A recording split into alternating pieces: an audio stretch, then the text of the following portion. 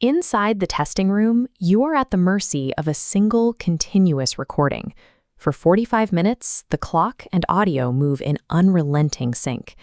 You are tasked with answering 100 consecutive questions with zero breaks. You have to decode native speaking speeds, and a rotating gallery of global accents creates a backlog of unprocessed information. The difficulty often lies less in the English itself and more in the sustained cognitive pressure of the pace.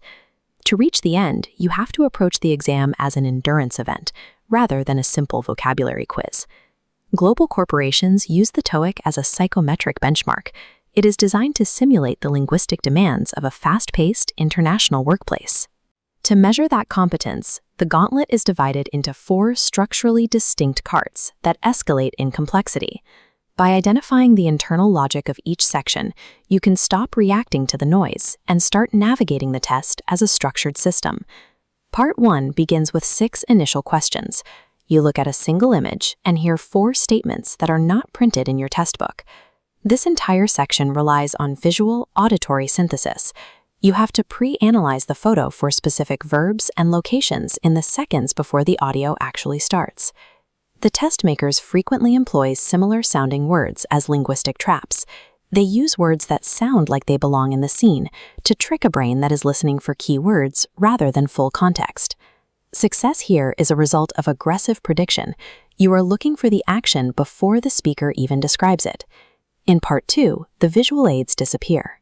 You are faced with 25 rapid-fire exchanges, each consisting of a single question and 3 possible responses. This requires focusing on the WH question words, the who, what, or where, at the exact split second the sentence begins.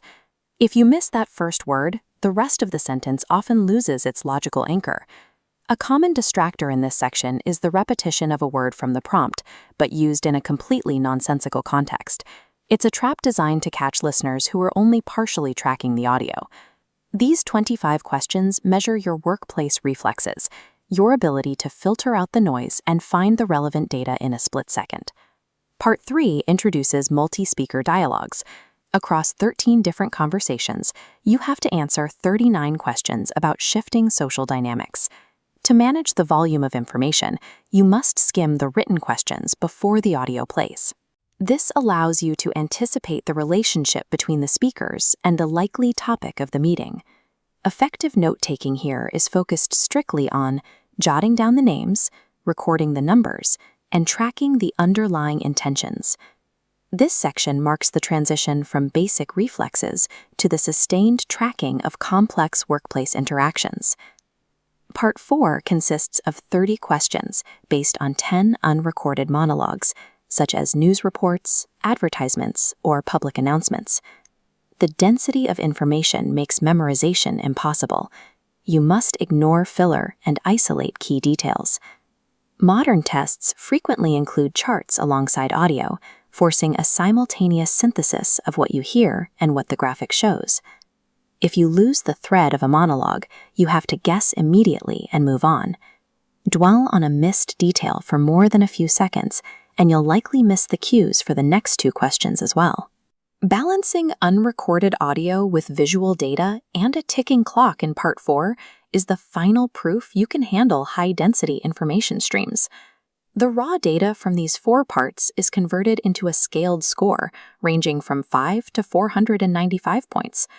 The most critical part of the test's design is the lack of a penalty for guessing. An incorrect answer gives you 0 points, but it never deducts from the points you've already earned. Since leaving a question blank is the only way to guarantee you get 0, aggressive guessing is a necessary part of the strategy. The exam is a carefully engineered gradient, moving you from simple observation in Part 1 to the multivariable comprehension required in Part 4. When you understand the structural rules of the gauntlet, the test stops being an intimidating wall of noise. It becomes a series of predictable challenges that you are already prepared to navigate.